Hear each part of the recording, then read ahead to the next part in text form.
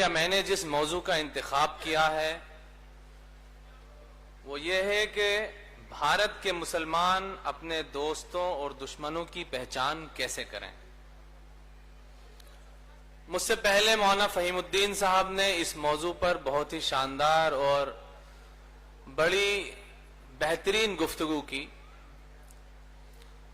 जिस गुफ्तगू से ये वाज़ेह होता है कि मुसलमानों को अपने दोस्त को सही मानों में पहचानना चाहिए। और मैं यहां 5-6 दिनों से यही कुछ सुन रहा हूं, ऑब्जर्व कर रहा हूं, देख रहा हूं। बतौर खास हमारे सदर जनाब वामन मेश्राम साहब, उनकी यही कोशिशें रहती हैं कि SC, ST, OBC और मुसलमानों में बाहम इत्तिहाद और इत्तिफाक कैसे कायम हो। लिहाजा बाहम इत्तिहाद और इत्तिफाक कायम करने के लिए चंद चीजों का, चंद बातों का लिहाज रखना बहुत ही जरूरी है। और वो बातें ये हैं कि हमारे दरमियान कौन सी ऐसी चीज है जो एक है, कौन सी ऐसी चीज है, कौन सा ऐसा जख्म है जिससे हम दोनों ही लोग परेशान हैं, कौन से ऐसे मसाइल हैं जिनसे हम दोनों ही लोग जूझ रहे हैं। और वो मसाइल है और वो दुख है और वो दर्द है हमारा एक दुश्मन। जाहिर है हमारा दुश्मन कौन है उसको बताने की, समझाने की यहां जरूरत नहीं है, चूंकि यहां 5-6 दिनों से यही बताया और समझाया जा रहा है कि हमारा दुश्मन कौन है।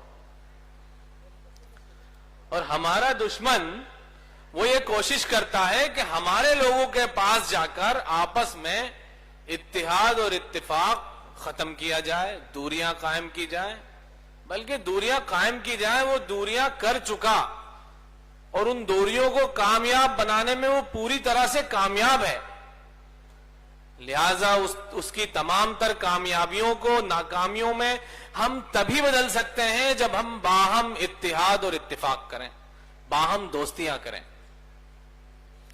और उस दोस्ती के लिए दोनों को ही पहल करने की जरूरत है। बल्कि मैं ये एक कदम आगे बढ़ के कह देता हूं, वो जिम्मेदारी के साथ कह देता हूं कि इस दोस्ती को करने के लिए मुसलमान को 2 कदम, 3 कदम, 4 कदम आगे बढ़ने की जरूरत है। और उसे ये सोचना पड़ेगा, उसे ये मानना पड़ेगा कि हमारे अगर हकीकत में दोस्त कोई है, हमारे हकीकत में अगर कोई भाई कोई है, हकीकत में हमारे कोई रिश्तेदार कोई है, तो वही SC, ST, OBC समाज के लोग। दोस्तों ये बात बावर कर लें, मैं मुसलमानों से मुखातब हूं। आमतौर से मुसलमानों का ये जवाब रहता है जब हम बाम सेफ का और बाम सेफ के मिशन का तारुफ कराते हैं, तो ये कहते हैं कि हमें भरोसा नहीं हो रहा है।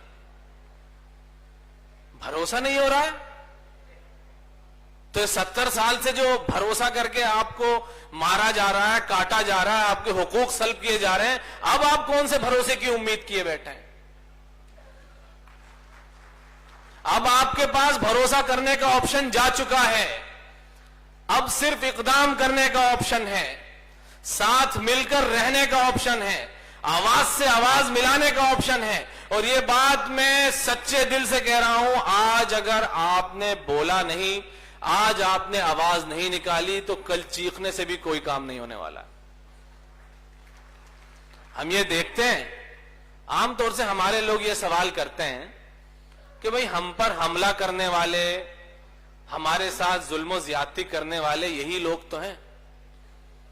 सवाल यह है कि हमारा दुश्मन उन अनपढ़ लोगों के पास या उन लोगों के पास जो जिनके मुतालिक आपके मुतालिक जिनके पास इंफॉर्मेशन कम है, उन्होंने बढ़ा चढ़ाकर, उल्टा सीधा समझाकर आपके खिलाफ हमले करवा दिए। सवाल यह है कि आप वहां गए, आपने उन लोगों का दिल जीतने की कोशिश की, आपने उनके साथ वक्त गुजारा या नहीं गुजारा।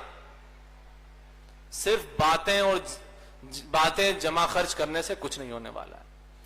मैं आपको आज सच्चे दिल की एक बात बताऊं कि मैं यहां 5-6 दिनों से हूं और कम से कम 85 लोगों ने मुझसे मेरे नंबर मांगे, 20 लोगों ने मुझे रोक रोक के सेल्फियां ली, फोटो लिए।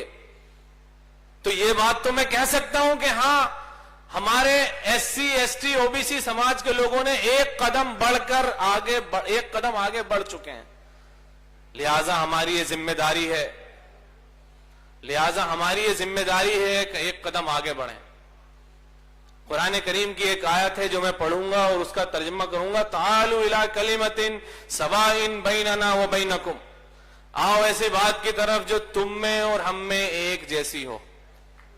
क्या हम जानते हैं और हम में और तुम में एक जैसी बात क्या है? वो बात सिर्फ यह है कि हम भी सताए हुए हैं, आप भी सताए हुए हैं। ब्राह्मणियत के जुल्म का शिकार हम भी हैं और आप भी हैं, और हकीकत यह है कि हम वही हैं जो आप हैं। ये तो तारीखी शवाहिद से साबित हो गया कि मुसलमान वही हैं, वही लोग हैं जो बराबरी और मुसावात और आदल और इंसाफ की तलाश में इस्लाम मजहब ग्रहण कर लिया था। हिंदी में मैंने एक लफ्ज सीख लिया था, इस्लाम मजहब में दाखिल हो गए थे।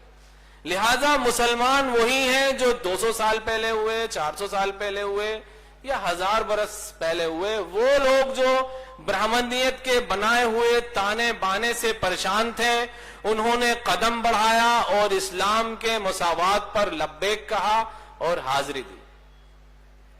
लिहाजा मैं बस 2-4 बातें कह के अपनी बात खत्म करूंगा, क्योंकि परवाना आ चुका है और इस परवाने की कदर करना बहुत जरूरी है, वरना नाकदरी हो जाएगी। मैं ये कहूंगा करीब आओ तो समझ लोगे हमें, करीब आओ तो समझ लोगे हमें। ये फासले तो गलत फहमियां बढ़ाते हैं। बहुत बहुत शुक्रिया। जय मूल निवासी।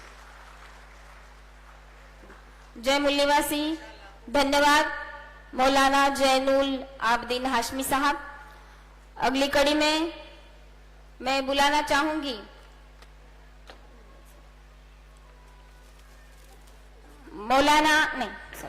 एडवोकेट शाकिर कुरैशी सर, केंद्रीय सदस्य राष्ट्रीय मुस्लिम मोर्चा नई दिल्ली से। उन्हें मैं गुजारिश करती हूं कि वो मंच पर आए और अपनी बात रखे। एडवोकेट शाकिर कुरैशी साहब।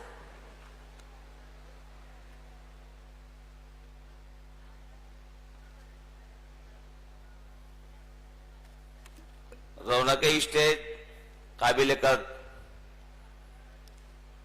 राष्ट्रीय मुस्लिम मोर्चा के राष्ट्रीय प्रभारी जनाब चांद मोहम्मद साहब, राष्ट्रीय अध्यक्ष इंजीनियर मकसूद साहब, तमाम हमारे खुसूसी मेहमान, तमाम रौनक स्टेज सभी साहिबान और पूरे देश से आए हुए सभी मेरे मूल निवासी साथियों जो दूर दूर से अपने कीमती वक्त निकालकर तन मन और धन खर्च कर यहाँ पर तशरीफ लाए हैं, आप सबों का इस अधिवेशन, इस महासम्मेलन में स्वागत इस्तकबाल है।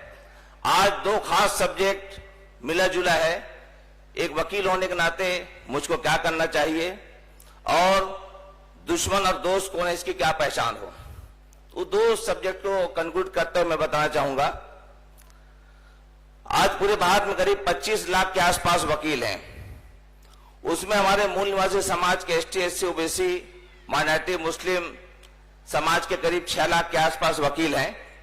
लेकिन उन 6 लाख के वकीलों के बीच में हमारा बहुत बड़ा एक ऐसा वर्ग है जो अंधभक्त बने हुए हैं। उन अवसरवादी हुक्मरानों के बीच में उन्हीं के आगे पीछे घूमने वाले लोग हैं और उन्हीं की चमचागिरी करके अपना रोजी रोटी चला रहे हैं। क्योंकि मैं वकील हूं, वकील होने के नाते आज मैं 25-30 साल से देख रहा हूं कि हालात कितना बद से बदतर हो रहा है। और एक वकील ऐसा प्राणी, ऐसा बुद्धिजीवी है जो सब जगह टकराने का दम रखता है। लेकिन हमारे मूल निवासी शोषित समाज के बीच में इतनी समस्याएं एक के बाद एक उजागर होकर के आ रही हैं, लेकिन हम खामोशी के साथ बैठ के तमाशा देख रहे हैं और हम कुछ नहीं कर रहे हैं। तो मैं पूरे भारतवासियों और खासकर मूल निवासी समाज के वकीलों से मैं गुजारिश करूंगा, आह्वान करूंगा कि बहुत देर हो चुकेगा जब हम अगर आंख खोलेंगे। आज हमको एक मुत्तहिद होकर के, एक होकर के हमारे इस समाज को, शोषित समाज को मुख्य धारा में ला करके जोड़ना होगा। और ये नफरती आतंकवादी जितने भी हैं जो शासक वर्ग बनकर बैठे हैं, उनको हिलाने के लिए हमको संविधान की हर हाल में रक्षा करना होगा। और संविधान की रक्षा सबसे बड़ा अगर कोई कर सकता है तो वो वकील समाज है। क्योंकि हम वकील हैं, अगर हम कानून के जानने वाले हैं और कानून के भक्षक लोगों से अगर कानून की रक्षा ना करें, तो शर्म है ऐसी वकालत पर। इसलिए आज से मूल निवासी समाज के जितने हमारे वकीलों से आयत करें, कोशिश मैं भी जारी रखा हूं कि हर हाल में हम इनके बीच में जाएं और ज्यादा से ज्यादा हम वकीलों को प्रोत्साहित करें कि शोषित समाज के लिए वो तन मन और धन तीनों से एक होकर के सामने आए। हमारे अभी इल्पा के हमारे वकील साहब हमारे बोले, और हमारे साथ में डॉक्टर अम्बेडकर राष्ट्रीय अधिवक्ता संघ भारत का भी एक वकील है, तो आपको हम आश्वस्त करेंगे कि हमारे मूल निवासी समाज के जितने भी अधिवक्ता संघ हैं, हम एक दूसरे से कोऑपरेट करके उनसे मदद लें, और जहां जहां सम्मेलन होता है आपके यहां हम आए, उनके यहां उनको लेके जाएं, एक दूसरे के यहां जाकर के ताकत को मजबूत करें। हम एक अम्बेडकर मूवमेंट को चल रहे हैं। बाबा साहब का कहना था कि अगर कहीं बेहतरीन तरीके से रक्षा किया जा सकता है संविधान का, तो वो 3 बुद्धिजीवी वर्ग कर सकते हैं। वो कौन कौन 3 बुद्धिजीवी वर्ग हैं? डॉक्टर, इंजीनियर और वकील। तो डॉक्टर और इंजीनियर एक पेशे के महदूद दायरा है, लेकिन इन दोनों को भी सुरक्षा प्रदान करने वाले वकील है। तो लिहाजा सबसे पहले हम वकीलों को सामने आना होगा इस संविधान की रक्षा करने के लिए और शोषित समाज को उद्धार के लिए। पहली बात। दूसरी बात, राष्ट्रीय मुस्लिम मोर्चा वामसेक एक आपसी विंग संगठन है जो बहुत बड़ा एक कदम उठा करके पूरे भारत में हम काम कर रहे हैं कि हमारे जितने भी मजलूम साथी हैं, ST, SC, OBC माइनॉरिटी के, उनके साथ कंधे से कंधे मिलाकर